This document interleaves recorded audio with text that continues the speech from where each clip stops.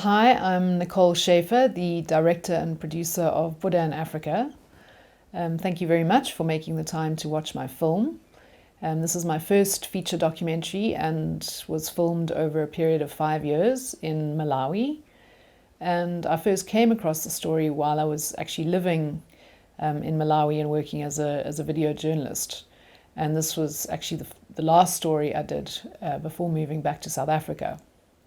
And it was a very interesting time because it was when China was becoming more influential on the African continent, having entered into official relations with Malawi and several other African countries.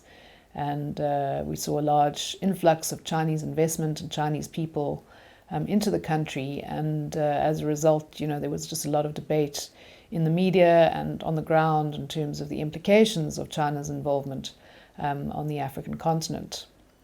A lot of Western critics were describing it as the new colonization of the African continent, whereas a lot of African leaders felt it offered a welcome alternative to a dependency on aid from the West.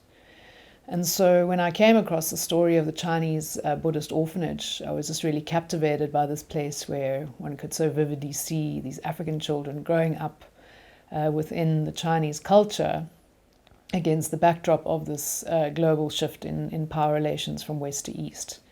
For so long, we've seen the influence of Western culture, development aid, and economic systems in Africa. But this was really the first time to see the influence of Chinese culture on the African continent.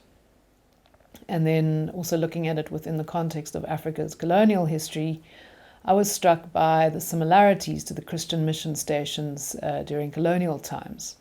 Only here one had African children with Chinese names learning about Chinese culture and history instead of learning about the West. And so this was very much the starting point for the film.